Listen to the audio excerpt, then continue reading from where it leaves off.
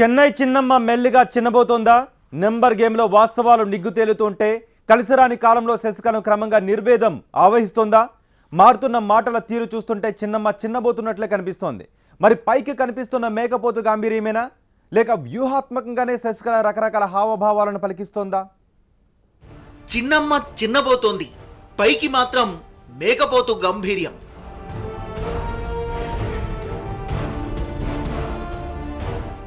సింహం స్థానంలో సింహం మాత్రమే కూర్చుంటుంది. జయ తరువాత తానే అని సమర్థించుకున్న శశికళ.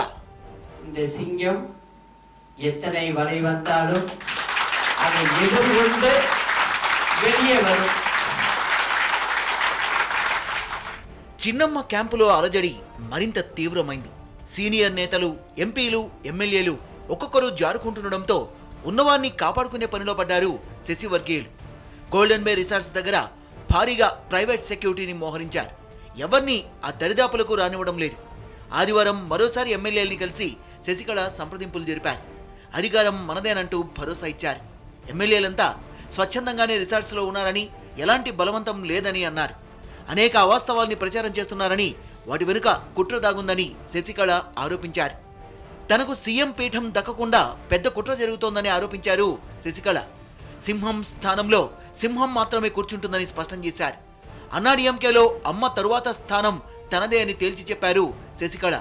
పన్నీర్ సెల్వం తన స్థాయి తెలుసుకుంటే మంచిదని సలహా ఇచ్చారు. அந்த ஒரு சிங்கத்து கூட இருக்கிறது எல்லாமே சிங்கம் தான். அது அவங்களுக்கு தெரியல. ஒரு சிங்கத்தை பார்த்து பின்னாடி வர்றதெல்லாம் எப்படி இருக்கும்? சிங்க குடிகளாதான் இருக்கும். அதனால ஒரு சிங்கம் இல்லைன்னா இன்னொரு சிங்கம் புறப்படும். அதுதான் இந்த இயக்கம். இது அம்மா நமக்கு நிறைய கத்து கொடுத்துட்டு போயிருக்காங்க. இந்த இடத்துல நான் உங்களை எல்லாம் பார்க்கும்போது ஒண்ணு மட்டும் எனக்கு உறுதியா தெரியுது. அனைத்து இந்திய அண்ணா திராவிட முன்னேற்ற கழக ஆட்சியை எப்படியாவது கலைத்து விடலாம் என்று நினைத்து சில எட்டப்பர்கள் உருவாகி இருக்கிறார்கள். அவர்களை வைத்து செய்து விடலாம் என்று நினைக்கிறார்கள். గవర్నర్ నిర్ణయం వెలువడకపోవడంతో తమిళనాడులో క్యాంప్ రాజకీయాలు కొనసాగుతూనే ఉన్నాయి. మహాబలిపురం రోడ్డులోని గోల్డెన్ రిసార్ట్స్ లో 127 మంది అన్నాడీఎంకే శశికళ వర్గం ఎమ్మెల్యేలున్నారు. అవకాశం దొరికి బయటపడుతున్న వారంతా నేరుగా పన్నీర్ గూటికి చేరి మద్దతు ప్రకటిస్తున్నారు. పన్నీర్కు పెరుగుతోన్న మద్దతుతో చిన్నమ్మ వర్గం తీవ్రంగా కలవరపడుతోంది. ఉన్నవారిని కాపాడుకునే పనిలో పడింది. వారందరికీ నచ్చజెప్పి బుజ్జగించే పనిలో పడ్డారు కొందరు నేతలు. శనివారం రిసార్ట్స్కు వచ్చి ఎమ్మెల్యేలతో 2 గంటల పాటు గడిపిన శశికళ ఆదివారం కూడా రిసార్ట్స్కు వెళ్లారు. ఎమ్మెల్యేలకు ధైర్యాన్నిస్తూ రానున్నది మన ప్రభుత్వమే అని ధీమా వ్యక్తం చేశారు. గవర్నర్ ఇదే జాప్యాన్ని మరికొన్నాళ్లు కొనసాగిస్తే ఏం చేయాలి అన్నదానిపై ఎమ్మెల్యేలతో చర్చలు జరిపారు. పోయస్ గార్డెన్ నుంచి బయలుదేరబోయే ముందు శశికళ మీడియాతో మాట్లాడుతూ కొద్ది రోజులుగా తమిళనాడులో సంక్షోభం నెలకొనుంటే గవర్నర్ సత్వర నిర్ణయం తీసుకోకపోవడం ఏంటని ప్రశ్నించారు. అన్నాడీఎంకేని ఇబ్బంది పెట్టేందుకు, కష్టాల్లోకి నెట్టేందుకు ప్రయత్నాలు జరుగుతున్నాయని ఆరోపించారు. ఇక మీరే చూడండి ఏం జరుగుతుందో అన్నారు. யார் யார் இருக்கிறார்கள் பின்னணியில் என்று இன்று நடக்கும் நிகழ்ச்சியை பார்த்தாலே உங்களுக்கு தெரியும். இன்னொரு விஷயம் நான் சொல்லணும்னு நினைக்கிறேன். அதாவது நான் கடிதம் எழுதியதாகவே சமூக வலைதளங்களில் வந்திருக்கிறது. நான் ஏதோ உயிரை விட்டு விடுவேன் என்று நான் கவர்னருக்கு எழுதியதாக ஒரு கடிதం. இதை எனக்கு என் நண்பர் అంతకుముందు కొద్దిసేపు రిసార్ట్స్ నుంచి బయటకు వచ్చిన ఒకరిద్దరు ఎమ్మెల్యేలు మీడియాతో మాట్లాడుతూ పన్నీర్ సెల్వంపై తీవ్ర విమర్శలు గుప్పించారు. పన్నీర్ పెద్ద అవకాశవాది అని, పార్టీని, అమ్మ విశ్వాసాన్ని అడ్డం పెట్టుకుని అడ్డంగా ఆస్తులు సంపాదించాడని ఆరోపించారు. పార్టీకి చిల్లులు పడవాలనుకున్న అతను విశ్వాసపాత్రుడేంటి అంటూ முதலமைச்சர் ஆக்கியதற்கு கருணாநிதி கட்சியோடு கூட்டணி வைத்து இந்த அதிமுகவை உடைக்க வருகின்ற பொழுது அதிமுக தொண்டன் உட்பட கோடிக்கணக்கான தொண்டன் உட்பட சட்டமன்ற நாடாளுமன்ற உறுப்பினர்கள் தலைமை கழக நிர்வாகிகள் ஒன்று திரண்டு அதிமுகவை உடைக்க விட மாட்டோம், துரோகி பன்னீர்செல்வத்திற்கு துணை போக மாட்டோம், நிச்சயமாக மாண்புமிகு சின்னம்மா அவர்கள் தமிழ்நாட்டின் முதலமைச்சராக வருவார்கள். அந்த துரோகத்திற்கு இன்றைக்கு பன்னீர்செல்வம் துணை போயிருக்கிறார். அவர் நினைத்து பார்க்க வேண்டும்.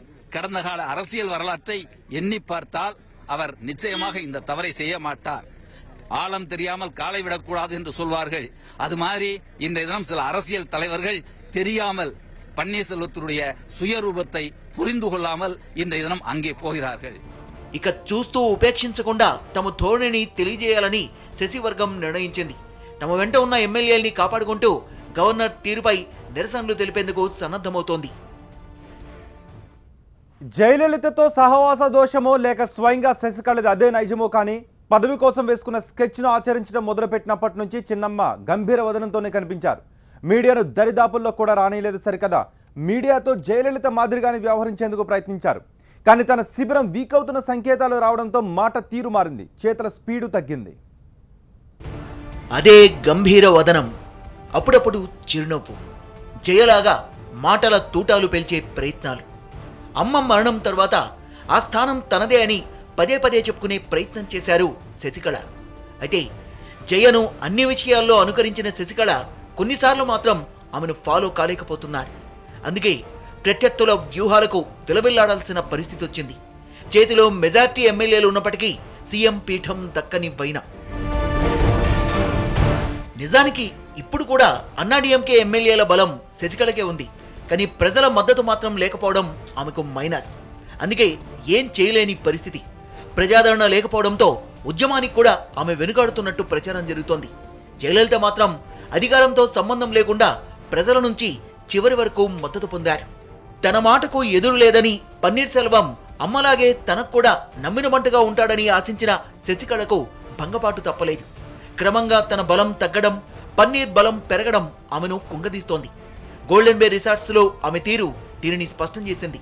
చాలాసేపు గంభీరంగా ప్రసంగించిన శశి అంతలోనే కుప్పకూలారు. తనకెదురవుతోన్న సమస్యల్ని చూసి ఎమ్మెల్యేల సాక్షిగా కుమిలి కుమిలి ఏడ్చారు. జయ మాత్రం ఎన్ని సమస్యలు వచ్చినప్పటికీ మీడియా ముందు ఇలా చేయలేదు.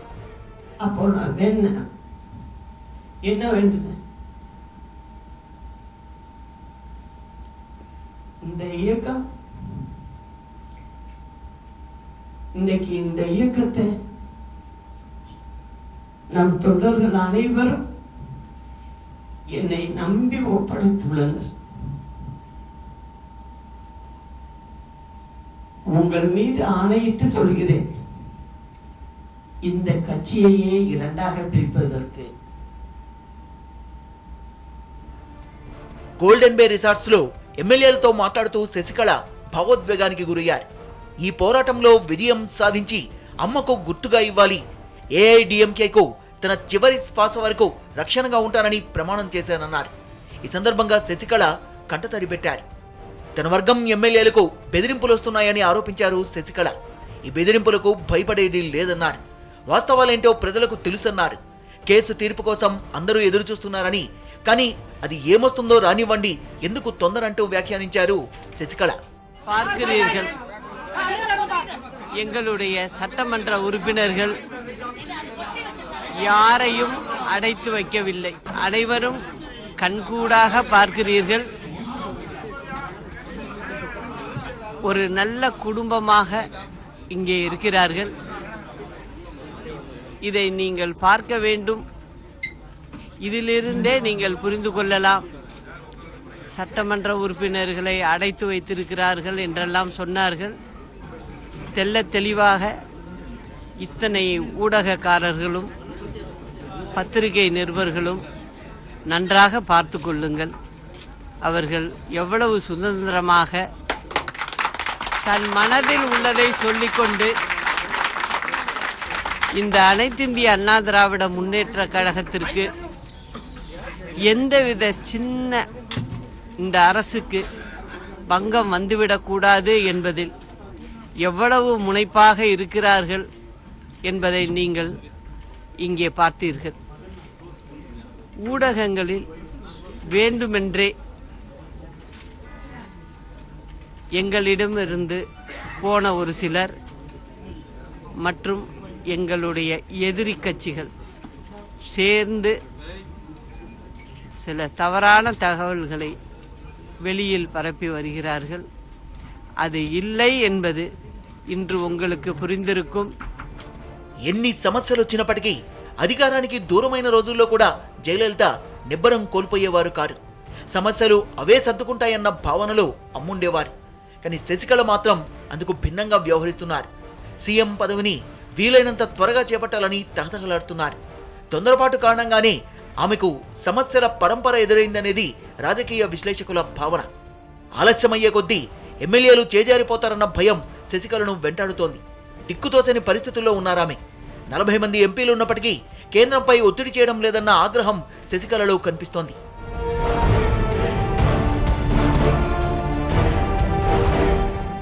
భావోద్వేగమైన ప్రసంగంతో శశికళ ఎమ్మెల్యేల్ని ఆకట్టుకునే ప్రయత్నం చేశారు. అన్నాడీఎంకేను ఏ శక్తి కూడా నాశనం చేయలేదని అమ్మ తనతో చివరి మాటగా చెప్పినట్లు చెప్పారు శశికళ. మెరీనా బీచ్కు వెళ్లి అమ్మ సమాధి సాక్షిగా అందరం ప్రమాణం చేద్దామని, సెక్రటేరియట్ను అతి త్వరలో స్వాధీనం చేసుకుందామని అన్నారు శశికళ. గవర్నర్ చేస్తోన్న జాప్యం పట్ల తీవ్ర అసంతృప్తితో ఉన్న శశికళ తన వర్గం ఎమ్మెల్యేలతో రాజ్భవన్కు ప్రదర్శనగా వచ్చే అవకాశం ఉందని భావిస్తున్నారు. దీంతో ఏ క్షణాన్నైనా విధ్వంసం జరిగే అవకాశం ఉన్నట్టు భావిస్తున్న పోలీసులు చెన్నైలో అడుగడుగున మోహరించారు. ముఖ్యంగా రాజ్భవన్ చుట్టూ భారీగా పోలీస్ బలగాల్ని దించారు. చెన్నై సీసీ కంట్రోల్ నుంచి ఉన్నతాధికారులు ఎప్పటికప్పుడు పరిస్థితిని సమీక్షిస్తున్నారు.